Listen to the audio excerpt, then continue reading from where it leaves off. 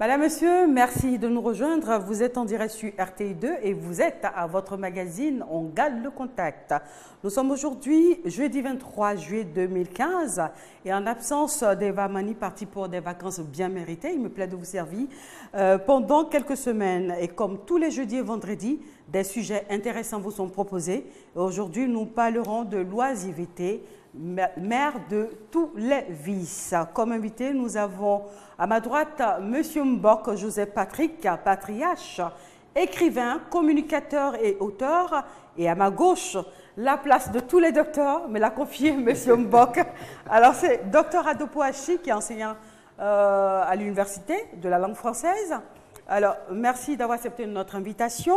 Avant que nous ne plantons le décor, permettez que je puisse, par ma voix, souhaiter un prompt rétablissement à Carole Conan qui ne se porte pas bien, qui est un peu souffrante, qui devrait être des nôtres, mais malheureusement, la santé a failli un peu, donc elle se repose un peu, elle nous retrouvera bientôt. Donc nous allons maintenant passer à l'état des lieux du sujet de ce jour qui est l'oisiveté, la mère de tous les vices. Je commence avec Dr Adopo ou bien M. Mbok. On va commencer avec M. Mbok parce que c'est la première fois qu'il vient. Nous allons le recevoir comme il se doit. Donc vous avez fait l'ouverture du bal. D'accord, je vous remercie Caroline. D'abord, il faudrait dire ce que c'est que l'oisiveté et le vice. Voilà. Quand on parle de vice, on parle de défaut, on parle d'imperfection, on parle de tout ce qui manque. Et quand on parle d'oisiveté, on parle de ne rien faire. En fait, ça donne l'impression de ne rien faire. On fait allusion à quelqu'un qui ne fait rien, à quelqu'un qui traîne, qui glande, si je puis m'exprimer ainsi. Alors, pour faire l'état des lieux, on pourrait dire que l'oisiveté, plutôt le vice, on le retrouve, n'est-ce pas, au niveau du sexe. Le dire, on pourrait retrouver... De quel sexe? Masculin, féminin? Non, ou pas le genre, pas le sexe en tant que genre. Le sexe en tant que pratique, non, en tant que rapport, en tant que pratique. Voilà. C'est bien la précision. Ah oui, tout à fait. Alors, également, le mot vice également peut se retrouver en avant d'un mot qui désigne une fonction pour parler de la suppléance, par exemple vice-président, vice-ministre et tout le reste. Parce que souvent on fait des confusions. On peut également retrouver le mot vice, n'est-ce pas, dans les défauts de conformation. Les défauts de conformation au niveau du corps. On a une partie de notre corps qui est endommagée, qui a un dysfonctionnement. On parle de vice de conformation. On peut parler également dans les procédures judiciaires, dans toutes sortes de procédures.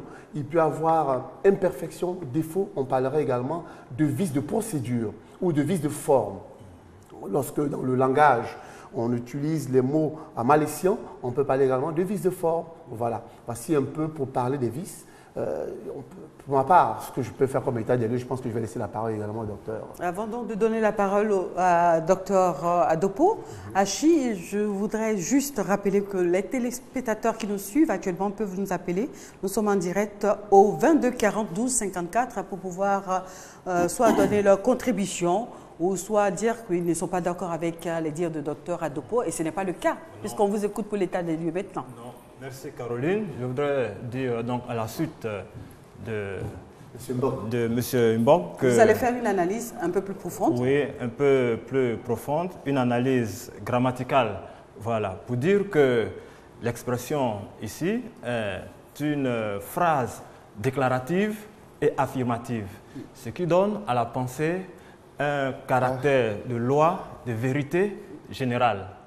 Alors, autre chose à relever, c'est que l'expression est une métaphore. Voilà. On dit l'oisiveté est mère de tous les vices. Une métaphore, c'est le fait d'exprimer une pensée par le moyen d'une image. Ici donc, on attribue les traits d'une mère à l'oisiveté. Cela pour dire que l'oisiveté est source, c'est l'oisiveté qui génère tous ces vices. Voilà dans un premier temps, du point de vue grammatical et stylistique, ce que je puis dire. D'accord. Et pour l'état des lieux?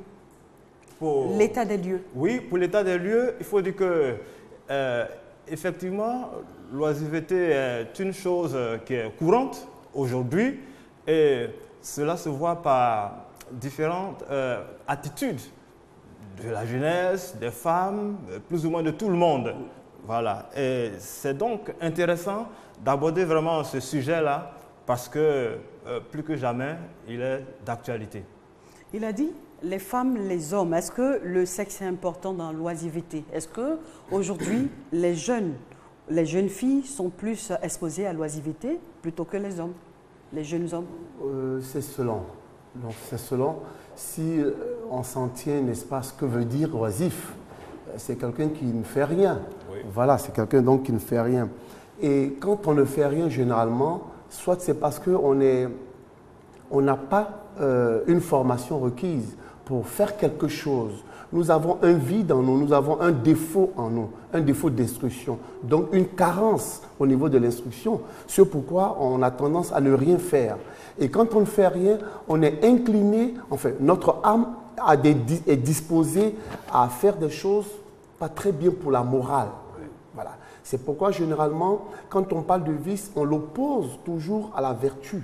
On oppose le vice à la vertu parce que généralement, on a des vides, on a des lacunes, on a des carences, on a des défauts, on a des imperfections en nous. Et si bien qu'on ne peut pas, n'est-ce pas, pratiquer un art, on ne peut pas pratiquer, on ne peut pas, je veux dire, travailler, on ne peut pas faire quelque chose, on ne peut pas exercer une fonction. Même sur le plan physique, je veux dire qu'on ne peut pas faire des choses selon certaines normes que nous avons déjà arrêtées conventionnellement par là. C'est ce qui fait donc qu'on parle généralement d'oisif. Et quand on est dans cet état, comme je l'ai dit tantôt, on est incliné donc on a des dispositions habituelles à faire le mal. Or, cela nous oppose souvent à la vertu parce qu'il y en a déjà 4 qui soient cardinales: la prudence, la tempérance, la justice et la force. Et qui donc sont des vertus qui sont pour nous des normes à partir desquelles ça des modèles. Voilà. Alors que le vice s'oppose donc à ces différentes vertus-là. Donc le vice s'oppose à ces différentes vertus je vais dire, cardinales que je viens de citer. Alors à l'opposé, on verrait quelqu'un, au lieu d'être fort faible, quelqu'un au lieu d'être prudent, quelqu'un qui ne serait pas du tout prudent, hein. Au lieu de quelqu'un qui est tempérant, on verrait quelqu'un qui est rétif ou exubérant ou très ardent, quelqu'un qui est débridé en quelque sorte, qui n'a pas de frein, qui n'a pas de balise, qui n'a pas de normes. Voilà. D'accord, docteur. Bon, quelles sont les raisons qui pourraient motiver ou amener quelqu'un à s'adonner à l'oisiveté? Alors, est-ce la paresse? Et puis le vieux, par exemple, qui ne travaille plus, oui. Qui est dans le quartier, qui essaie de jouer avec les enfants, de jouer à tout le monde, qui ne fait pratiquement rien. Est-ce qu'on peut dire qu'il s'adonne à ce jeu? Oui, on pourrait le dire. Peut-être qu'il faut préciser ici des types d'oisiveté. Il y a l'oisiveté de contrainte et puis l'oisiveté qui est consciente ou personnelle. L'oisiveté de contrainte, c'est le fait pour une personne qui a envie de faire une activité mais qui n'en a pas les moyens, la possibilité. Et l'oisiveté qui est consciente, qui est personnelle, c'est le cas où la personne a toutes les capacités de faire une activité, d'exercer, mais qui refuse. Et cette oisiveté-là s'apparente à la paresse, à la fainéantise. Voilà. Et l'oisiveté de contrainte, ici, peut s'apparenter au chômage. Voilà. L'oisiveté de contrainte, c'est-à-dire la personne a la volonté, a envie de faire quelque chose, mais structurellement, c'est impossible. Monsieur Mbok, il a parlé de quelques causes qui amèneraient l'être humain à s'adonner à l'oisiveté. Il a parlé de paresse, de l'inconscience, du chômage, etc. Et parmi tous ces cas, quel est le cas le plus délicat? Le chômage? La paresse? Oui, c'est plutôt la paresse parce que c'est une disposition de notre âme, c'est une disposition intérieure. La plupart du temps, le vice est traduit par des dispositions intérieures de notre âme. Vous savez, comme je le dis souvent, l'âme, contient 3 volets, la mémoire, la volonté et l'affectivité. Et donc, c'est cette âme-là qui détermine notre personnalité. Voilà. Soit quand vous êtes une personnalité, dit-on, bilieuse ou bien amorphe, ça dépend de la disposition de votre âme, en fait. Alors, une âme paresseuse, c'est-à-dire une âme, je dirais, on dit dans les 7 péchés capitaux, moi je dis les 9 dispositions de l'âme, il y en a jusqu'à 9. Et donc, parmi les 9 dispositions de l'âme qui nous inclinent au vice, il y a la paresse, il y a l'avarice, il y a par exemple la colère, il y a l'orgueil. Ce sont ces différentes dispositions qui nous inclinent au vice. Parce qu'une âme avare, par exemple, aime bien profiter des autres. Vous êtes en bande d'amis, vous avez des amis, vous avez une femme, vous êtes un profiteur. Parce que, comme dirait ma tante, vous êtes un frein à main. C'est-à-dire, votre main, vous n'aimez pas la tendre, vous aimez tout pour la retirer. Voilà. Vous êtes avare, c'est un vice. C'est une disposition de votre âme. Tout comme l'orgueil. L'orgueil fait parfois qu'au lieu d'apprendre, vous faites semblant, vous faites croire que vous en savez un peu plus, ça devient l'orgueil de l'ignorance. Ça, c'est un vice. Ça vous empêche d'apprendre, de vous instruire. Cependant que l'humilité reconnaîtrait devant, par exemple, Dr Adopo, que j'ai besoin d'apprendre et d'apprendre tranquillement. Et il y a une chose, quand on apprend, personne ne peut vous arracher ce que vous avez appris si vous le mettez en pratique, dit Goethe. Aussi poussé qu'aient été vos études, rien ne vous reste acquis que ce que vous mettez en pratique. Et une fois cela acquis, on ne peut pas vous l'arracher. Alors qu'on peut vous arracher votre vêtement, on peut vous arracher votre voiture, on peut même vous enlever à votre poste, on vous a nommé directeur de la RTI, on peut vous enlever là-bas. La valeur intrinsèque reste. Tout à Docteur, fait. est-ce que vous êtes d'accord avec lui ou bien il y a autre chose? Bon, oui, je suis d'accord. En parlant des causes qui nous amènent à l'oisiveté, par exemple l'inconscience, la paresse, Oui. selon vous, est-ce que c'est la paresse aussi qui serait la cause la plus délicate? Oui, bien sûr. Je pense que c'est vraiment un mal, la paresse, parce que celui qui est paresseux, il s'assoit, il ne peut pas s'adonner à une quelconque activité. Or, il est dit que la nature a horreur du vide. Voilà. Alors, quand vous ne faites rien, vous êtes donc porté sur les choses qui n'honorent pas la société. Il faut dire que dans la société, les mauvaises choses courent les rues. Et quand vous ne faites rien... Qu'est-ce que vous appelez mauvaises choses? Bon, les mauvaises choses, ce sont les dérèglements de conduite. Les dérèglements de conduite, par exemple, la vente de la drogue, par exemple, la consommation de la drogue abusive. Oui, la consommation abusive, la prostitution et autres, ce sont des écarts de conduite. Quand on est paresseux, quand on ne veut pas faire une activité vertueuse, on est porté vers ces choses qui, du reste, sont des choses plus faciles à faire, qui ne demandent pas beaucoup d'efforts. Voilà. Donc, effectivement, la paresse est vraiment l'une des causes les plus pernicieuses. Monsieur Mao, vous voulez rebondir? Oui, je voudrais bien rebondir pour dire qu'en réalité, à mon sens, moi je pense que le vice sexuel, le vice du sexe est plutôt très délicat. Parce que donc ce n'est plus la paresse maintenant? Non, pas que ce n'est plus. Je dis, en plus de la paresse, il y a le vice du sexe qui est, à mon sens, au-dessus de tous les vices. Parce qu'il est intérieur à nous. Vous savez, de toutes les autres formes de vices que nous accomplissons. Monsieur Mao, vous me permettez, nous allons recevoir Monsieur Cissé depuis Boaké. Monsieur Cissé. Oui. Bienvenue. Bonjour, madame. Vous êtes en direct de votre magazine On Gagne le Contact. Oui. Alors, nous vous écoutons sur le sujet qui est l'oisiveté est mère de tous les vices. Votre contribution? Oui, allô? Oui. Je voulais intervenir sur le sujet du jour, voilà, qui est l'oisiveté est la mère de tous les vices. Oui. J'aimerais dire que l'oisiveté, d'abord, le premier facteur de l'oisiveté, selon moi, d'abord, c'est peut-être la paresse. La paresse, c'est le fait du refus. Quelqu'un qui est dans la paresse, qui refuse d'exercer tout métier, sera forcément confronté peut-être à un besoin. La personne aura besoin forcément de quelque chose. La personne voudra forcément être comme les autres. Maintenant, en voulant être comme les autres, puisque toi, tu refuses de travailler, tu refuses d'exercer un métier que ce soit, et tu es dans la vie, tu veux devenir forcément comme les autres, tu seras peut-être confronté à beaucoup de choses, telles que le vol, le banditisme. Voilà, donc j'aimerais dire que peut-être la paresse est un facteur et aussi le recul. Merci beaucoup, Monsieur Cissé. Monsieur Oui, madame. Vous avez une question à poser? Oui. Vous avez une question à poser à Monsieur Mbok ou à Dr Adopo? Concernant le sujet, bien sûr. La question que je voulais poser, madame, Oui. c'est dans quel sens peut-être le refus peut être un facteur de l'oisiveté chez un être humain. C'est bien noté, Monsieur Cissé. Merci et bon après-midi. Monsieur Mbok, à vous l'honneur.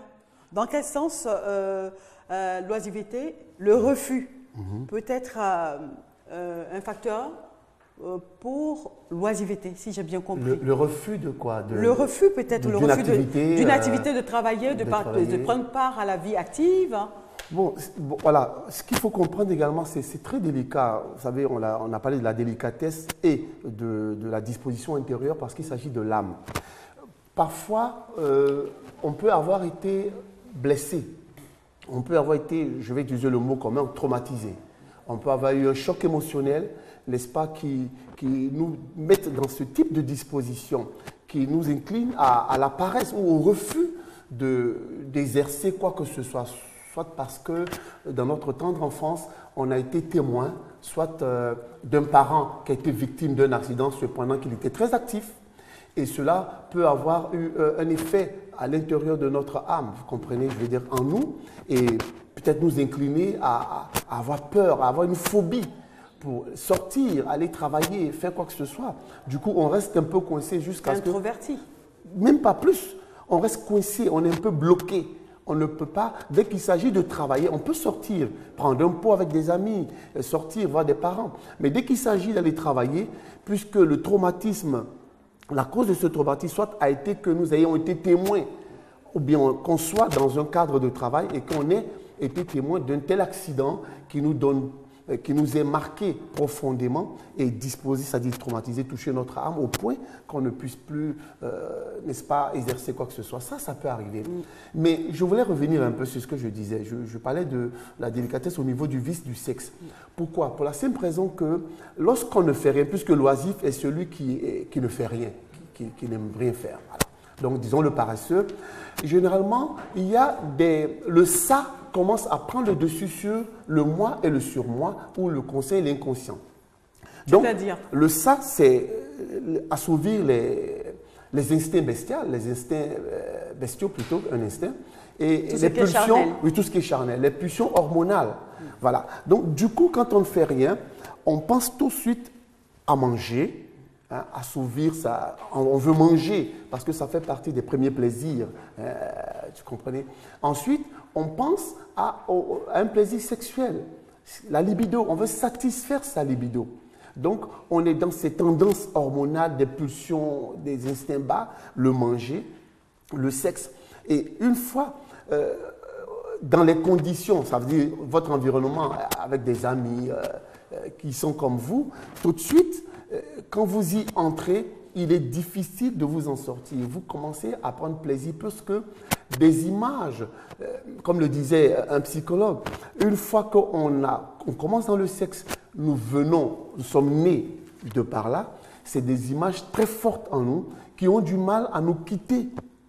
Et lorsqu'on entre dans ces dispositions mauvaises de notre âme, comme l'a dit, ça dit ce sont des dispositions mauvaises, puisque c'est la paresse qui génère, qui est la mère de toutes ces choses, on a du mal à s'en sortir. On a du mal à s'en sortir. Donc, nous allons, et ce n'est pas un sexe, assez beau que nous pratiquons, puisque soit c'est par la prostitution, soit c'est des perversités. Vous savez, ça, c'est des perversités pour assouvir, n'est-ce pas, ces pulsions hormonales en nous.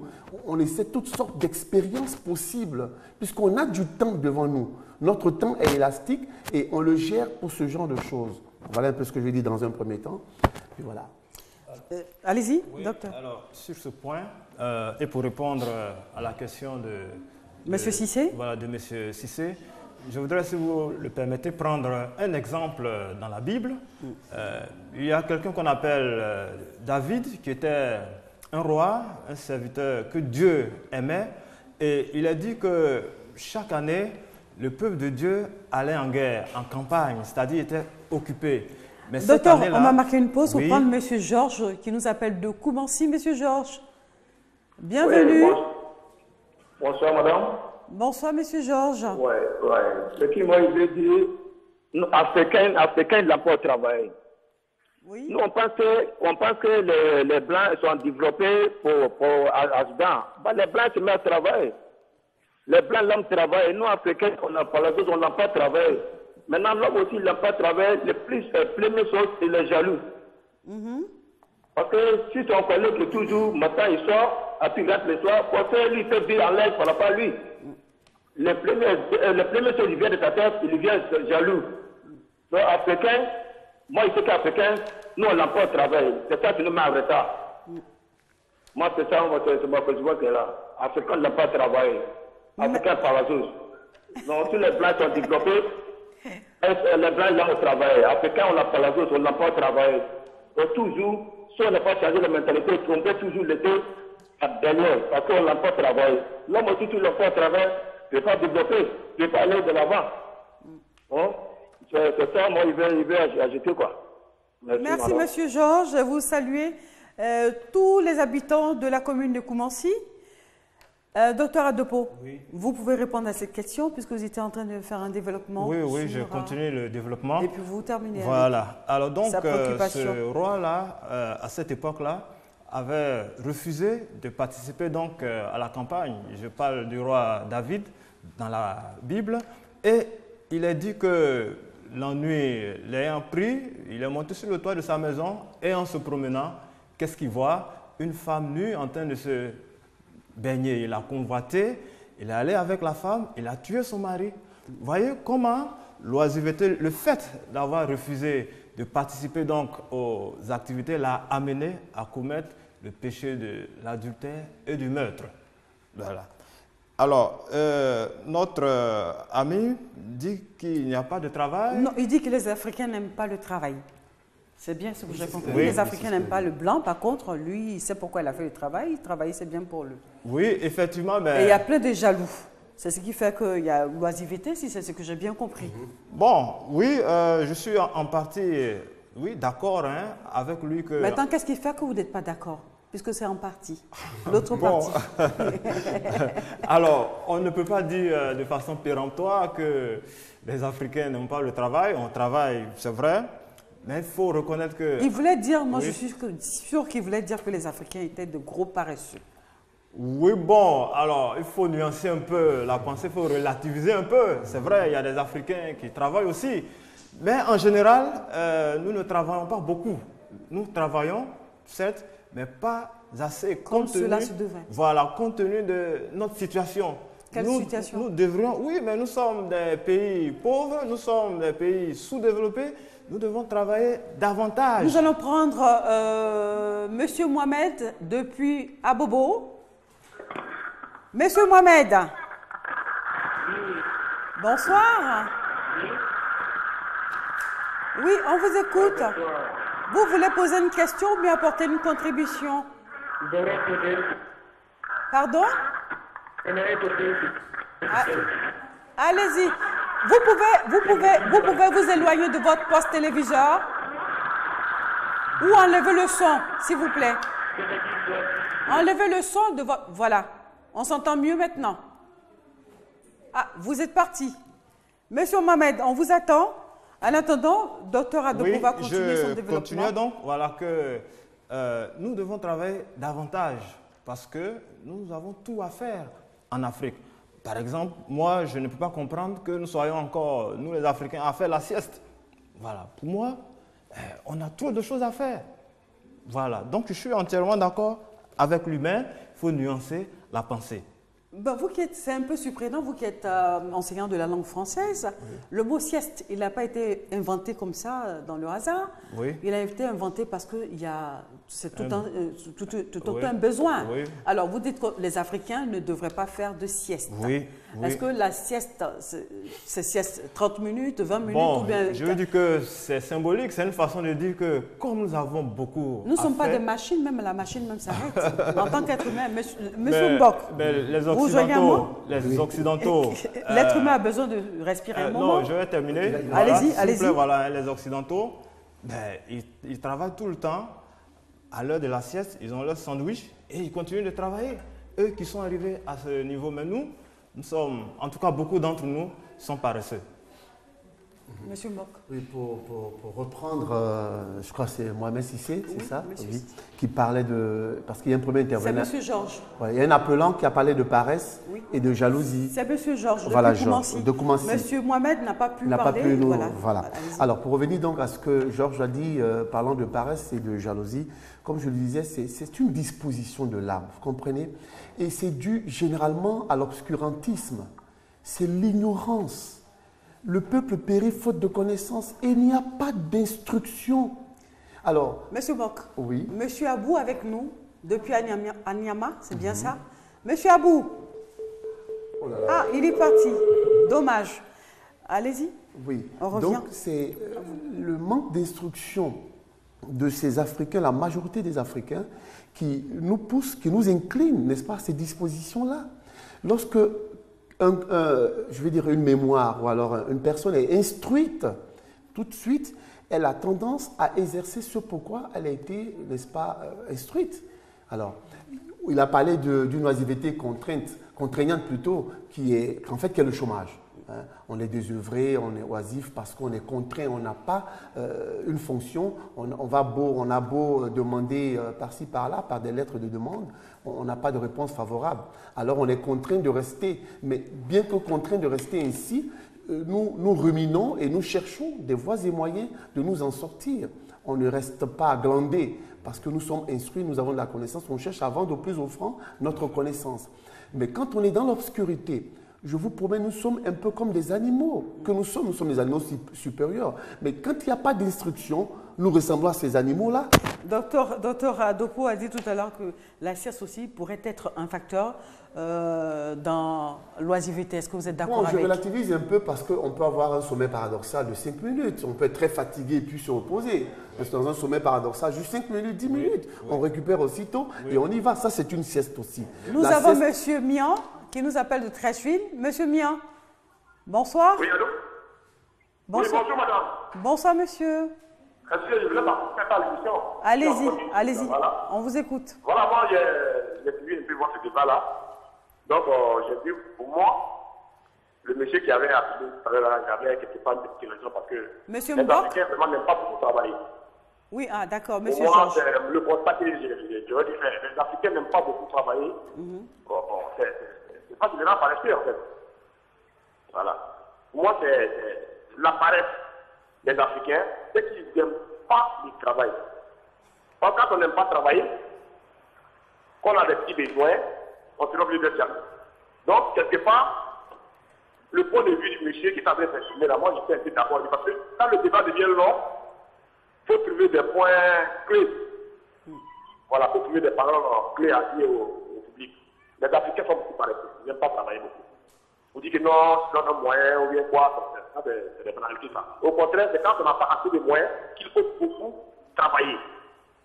Voilà. On peut siester, si tu fais la pièce, une ne tente pas. Tu peux te lever le matin, aller travailler. Si tu veux manger à midi, fais la pièce. Mais il faut beaucoup travailler.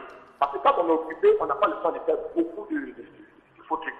Merci. Donc moi, c'était mon point de vue que je voulais donner. Merci pour le point de vue. Vous avez une question?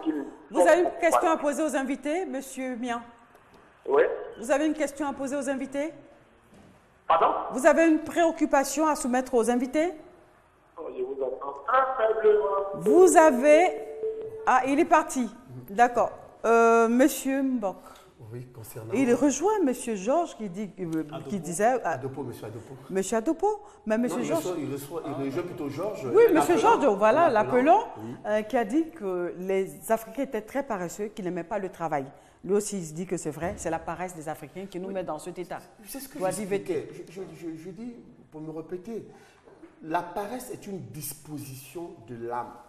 C'est une mauvaise disposition d'ailleurs, mais elle est due au manque d'éducation. Éduquer un être humain, c'est le construire. Cependant que l'instruire, c'est lui donner le savoir-faire. L'éduquer, c'est le savoir, l'être, le savoir-être. On le construit. On lui donne un caractère, on lui donne une personnalité, on t'éduque. Quels sont les cas de figure qu'on pourrait avoir? Dans l'éducation, on vous inculque des valeurs morales.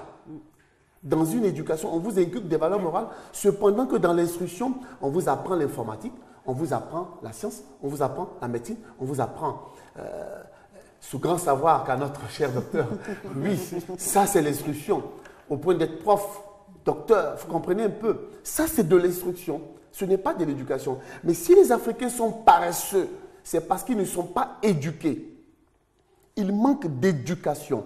Il n'y a pas de valeur morale suffisante pour construire la personnalité africaine. C'est pourquoi on peut retrouver comme vice les brouteurs, comme vice beaucoup de prostitution, la facilité que nous aimons tant, en même temps mieux, des expressions idiomatiques qui traduisent, oui, qui sont des indicateurs de ce que nous pensons, en même temps mieux, tout près n'est pas loin. Oui. Ce sont des indicateurs, c'est-à-dire des expressions idiomatiques qui disent que nous sommes. Oui. Voilà un peu le manque d'éducation, parce que les valeurs morales chez nous sont renversées, c'est-à-dire l'échelle des valeurs morales est tout à fait renversée. Dieu est devenu l'argent, Dieu c'est l'argent.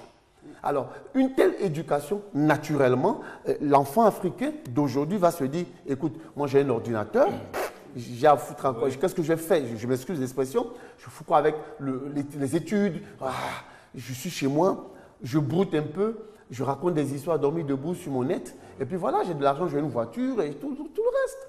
Voilà. Donc, est-ce qu'il y a des éléments qui nous permettent de dire qu'il est important d'avoir une bonne éducation pour pouvoir sortir de l'oisivité que d'avoir une instruction plus intéressante? Nous avons M.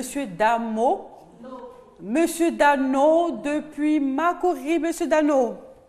Oui, allô? Bonsoir. Allô? On vous entend très bien. Est-ce que vous m'entendez très bien? Parfaitement, Monsieur Dano. Ok, d'accord. Je disais tout à l'heure, il y a des gens qui disaient sur le tableau, le docteur surtout qui disait la paresse. Vous savez qu'il faut voir la chose du côté spirituel.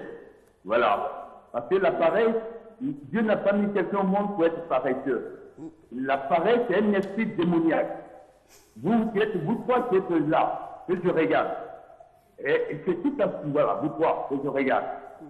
Aujourd'hui, spirituellement, la paresse a été... On peut même avoir des diplômes. On peut même avoir je ne sais pas. Mais la paresse est un élément très nocif que spirituellement, on doit combattre.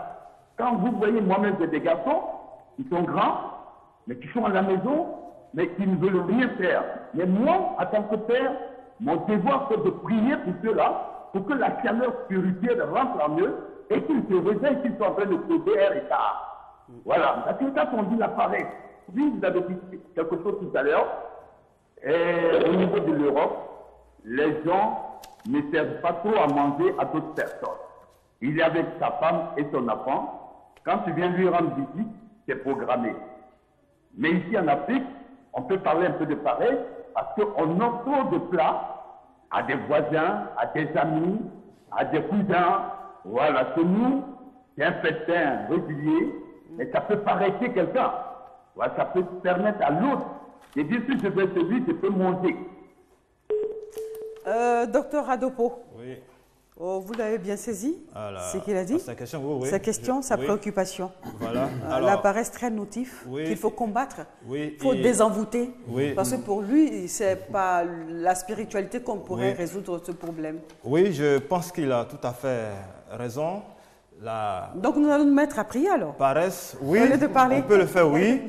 Alors, il a tout à fait raison. Tout mal a une origine spirituelle, c'est vrai. Mais quand le mal, la paresse n'a pas une origine spirituelle, il faut chercher donc la cause ailleurs ou la solution ailleurs. Mais M. Mbok a parlé d'une chose très intéressante, il a dit il y a l'éducation. Oui, je suis entièrement d'accord. Voilà, vous parlez d'origine spirituelle, mais il y a l'éducation. Est-ce que l'éducation fait partie de l'origine spirituelle? Oui, non, on ne peut pas, c'est l'une des origines aussi. En fait, le problème a plusieurs niveaux. Il y a l'aspect spirituel qui est général, mais il y a également l'éducation. Voilà. Alors, et l'environnement. Oui, l'environnement, parce que aujourd'hui, quand on voit autour de nous un certain nombre d'exemples, des personnes qui ont pris le raccourci pour avoir des choses, les jeunes sont enclins à faire la même chose. Donc, il y a effectivement l'environnement aussi qui joue, et cela rejoint justement ce que disait M. Mbok, c'est-à-dire l'éducation. Aujourd'hui, on pense que la valeur suprême, c'est l'argent. La vertu a foutu le camp. C'est-à-dire qu'on est capable aujourd'hui de faire tout, de passer par tous les moyens pour tout obtenir. Et ça, cela relève donc d'un défaut d'éducation, comme le disait M. Mbok. M. Mbok, oui. L'essentiel, c'est d'obtenir ce qu'on a envie d'obtenir, peu importe les moyens, ou bien il serait bien de pouvoir, de façon, pas mécanique, mais de façon graduelle. Oui, nous sommes dans un recevoir monde... ce dont on a envie. L'être est sociable, hein, donc on vit avec les autres. Donc on vit avec les autres, ce qui suppose qu'il y a des normes conventionnelles, c'est-à-dire que nous tombons d'accord pour qu'on puisse vivre en parfaite intelligence. Il faut forcément qu'on mette une convention en place. Elle peut être tacite. Dans un couple, la convention est tacite. Elle n'est pas formelle, il n'y a pas de texte qui dise que moi je dors à gauche, toi tu dors à droite, mais c'est tacite, on s'entend comme cela, vous comprenez? C'est ça le propre de l'homme, la sociabilité. Et donc, je voudrais d'abord, avant de revenir sur cela, rebondir sur l'aspect spirituel. Mais c'est quoi? C'est la foi. La spiritualité, c'est la foi. Or, la foi vient de ce que tu entends, qui viendrait de Dieu, de la parole de Dieu. Nous avons M. Mahmoud qui nous appelle depuis Koumoussi. Il est parti. Dommage. Voilà. On continue. Donc, la foi vient de ce que l'on entend, qui vient de la parole de Dieu. Et ce Dieu n'a pas de couleur. Ce Dieu n'a pas de forme anthropomorphique pour dire qu'il est de tel bord, pas tel autre bord. Non. Donc, il s'agit donc de la foi. Et c'est cette foi-là, c'est cette éducation religieuse, cette éducation morale. Parce que pour la plupart du temps, la religion a une obédience morale, d'éducation morale. Alors, donc, cette foi religieuse, donc, c'est elle qui nous construit de l'intérieur.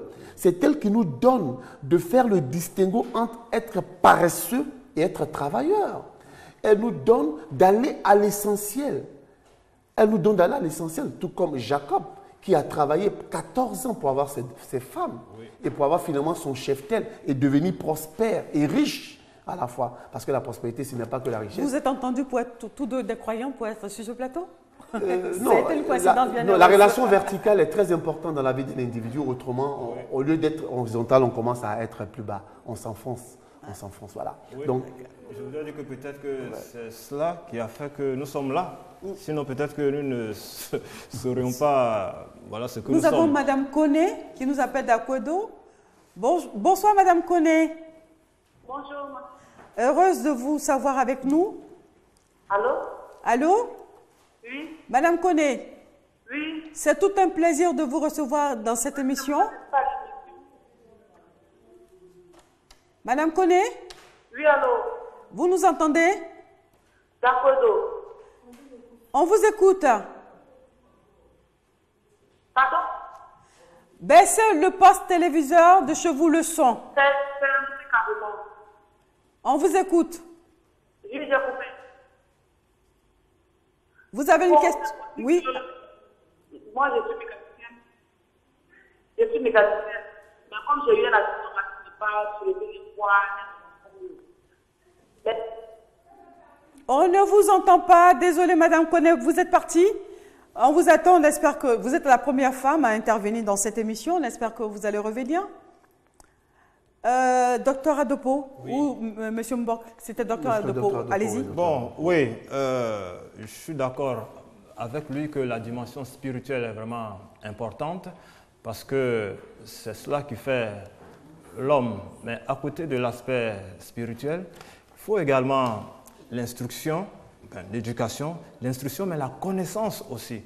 Parce que il y a des personnes, par exemple, qui sont diplômées et qui pensent à exercer un certain nombre d'emplois. Docteur Adopo, oui. Excusez-moi, nous avons M. Dossou de Port-Boué, qui nous appelle depuis Port-Boué. M. Dossou Emmanuel. Monsieur Dossou Daniel, heureuse de vous avoir dans ce numéro de votre magazine On garde le contact. On vous écoute. Oui. Pour ce qui concerne la question de l'oisiveté, il y a un constat qu'il y a. Les Africains n'aiment pas encourager les initiatives. Les Africains n'aiment pas encourager les initiatives. Et même si quelqu'un fait une initiative pour faire une activité, alors au lieu de le soutenir, l'appuyer, on trouve les moyens de le descendre, de le rabaisser et le décourager.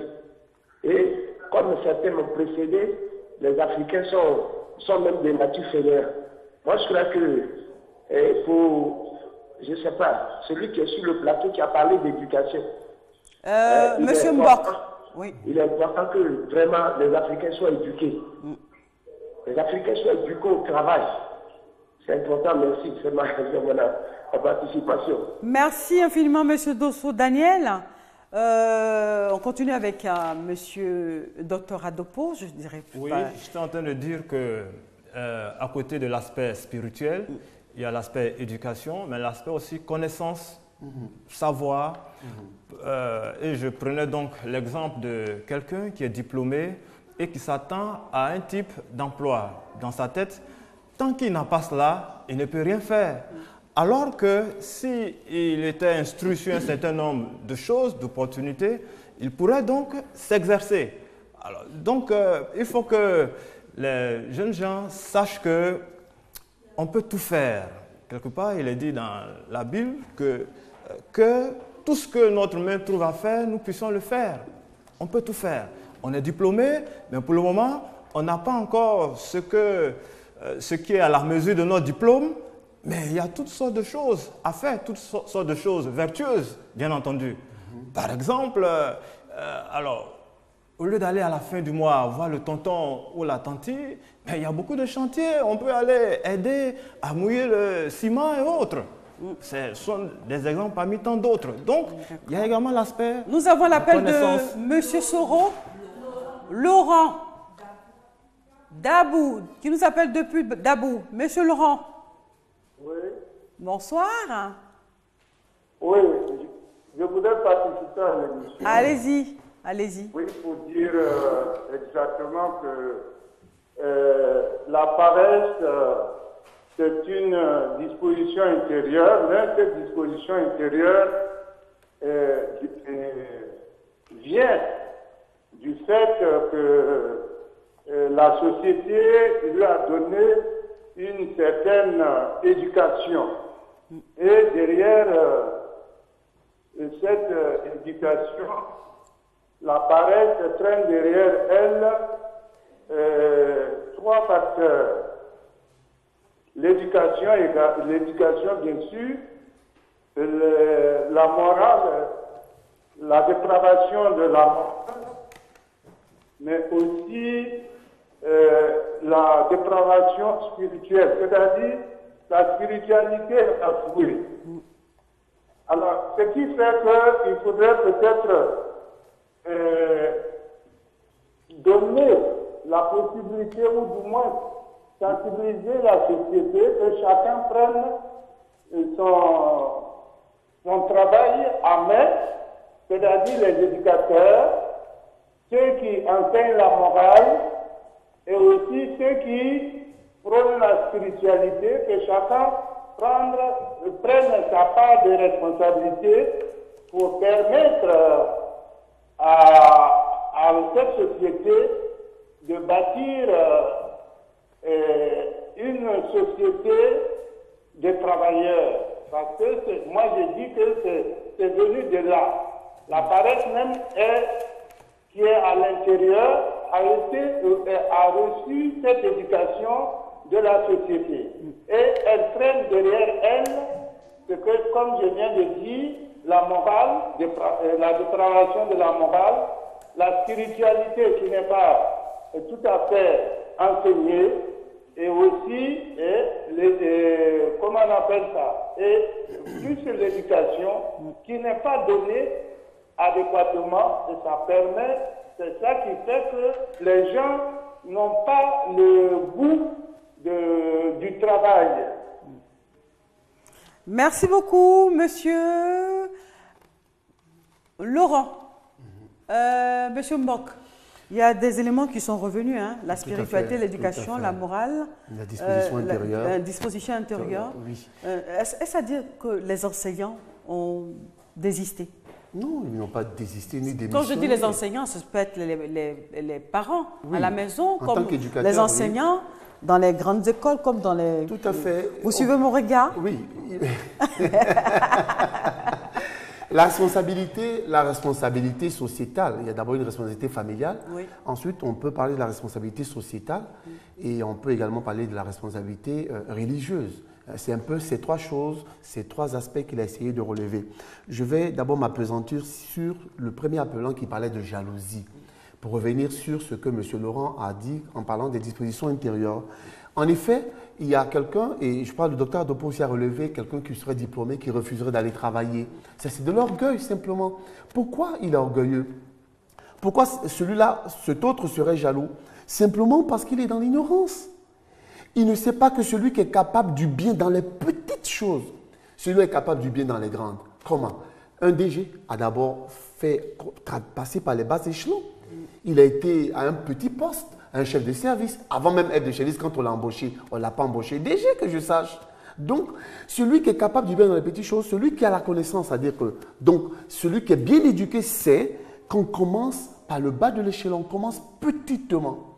Montrez-moi, et je mets au défi quiconque, qui pourrait me montrer cette propriétaire d'un salon de coiffure qui sait coiffer, qui n'a pas été apprenti quelque part. Non, ça n'existe pas.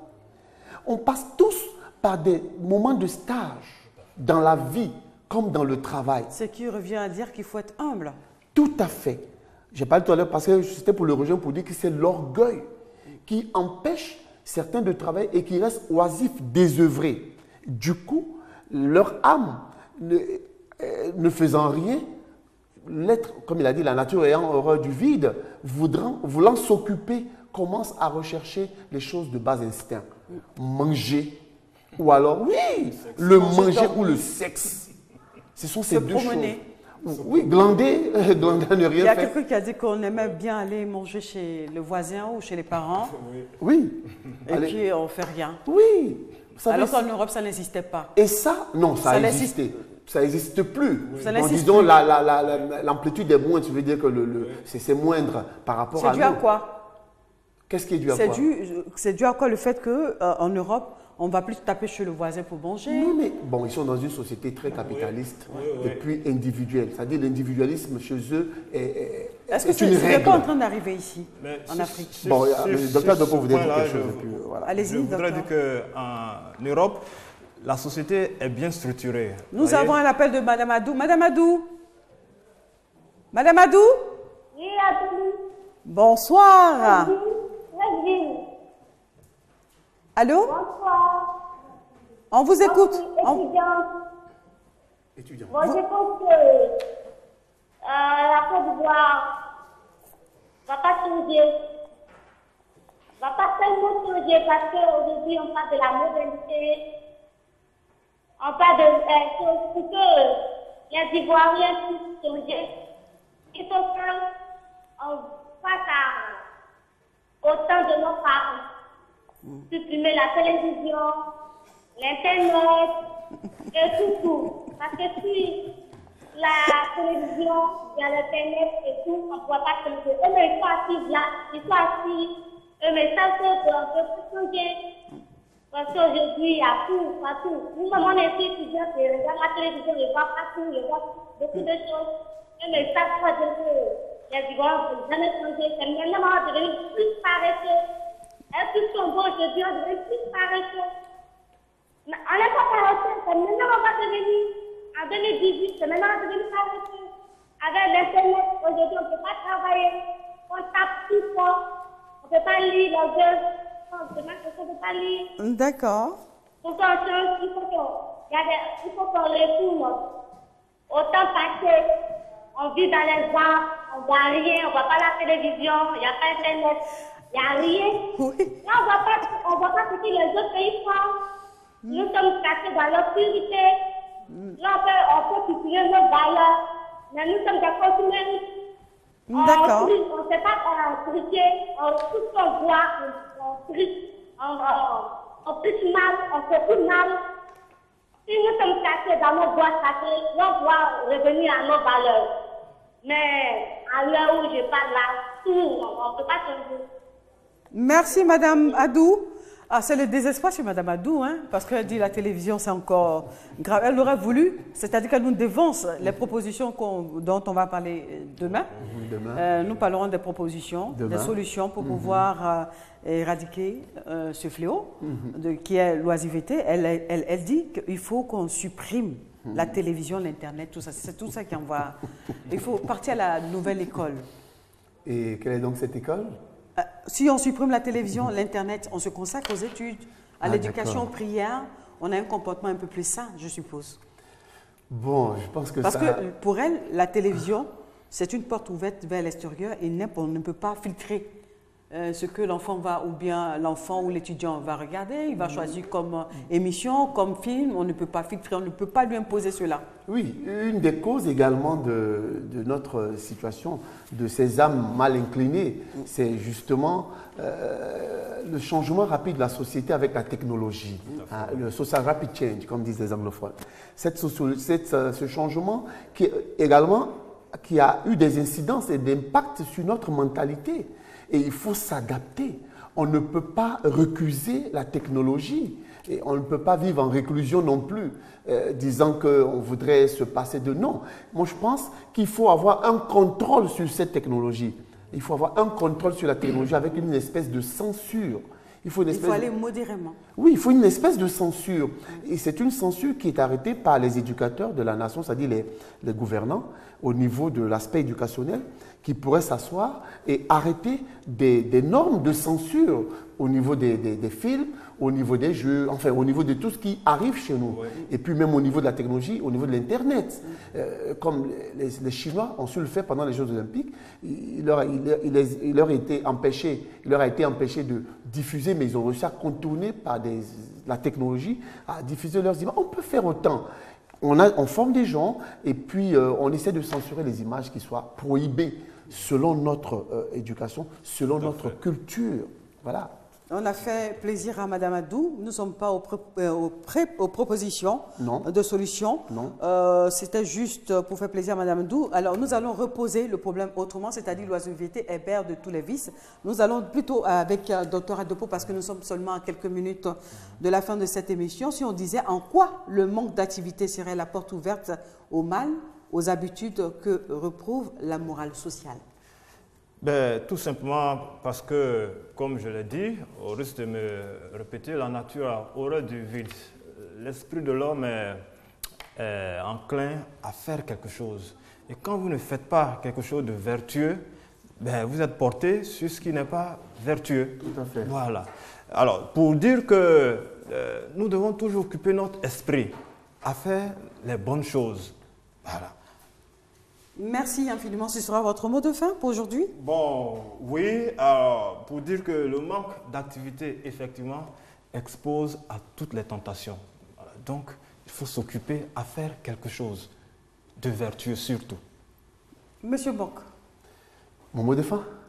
Oh, peut-être qu'on va revenir sur la question posée par à Dr Adopo. Si on reformulait le problème, en quoi le manque d'activité serait la porte ouverte au mal, aux habitudes que reprouve la morale sociale? Oui, parce que la morale sociale, comme vous l'avez dit, repose sur des vertus. Il y en a jusqu'à, je pense, il y a 4 cardinales et puis 3 théologales, parmi lesquelles l'amour est au-dessus de toutes ces vertus-là. Donc, le fait de ne rien faire, le fait de glander, de laisser son esprit, n'est-ce pas, à des choses basses, forcément incline l'âme, n'est-ce pas, à faire des choses qui ne soient pas de la vertu morale. Alors que je vais résumer un peu cela pour chuter, pour dire que le plus important en fait dans la vie, c'est de toujours faire, puisque l'amour est au-dessus de toutes ces vertus-là. Et l'amour, c'est le fait de se donner à l'autre et de le recevoir pour que nous puissions fusionner. Alors, quand on ne peut pas le faire, il faut simplement faire ce qui est utile, ce qui est charitable et ce qui est vrai. Voilà, pour garder son âme, n'est-ce pas, loin je vais dire, des vices, quoi. Pour garder son âme loin des vices, il faut faire ce qui est utile, ce qui est vrai et ce qui est charitable. Donc, merci à vous, Monsieur Mbok Joseph Patrick, qui est patriarche, écrivain, communicateur et auteur. Également, merci à Dr Adopo Hachi, qui est enseignant de la langue française à l'Université de Côte d'Ivoire. Et voilà, c'est la fin de cette émission. On garde le contact de ce jeudi 23 juillet 2015. Demain, on se retrouve pour parler des conséquences et quelques conseils sur le même sujet, l'oisiveté est mère de tous les vices.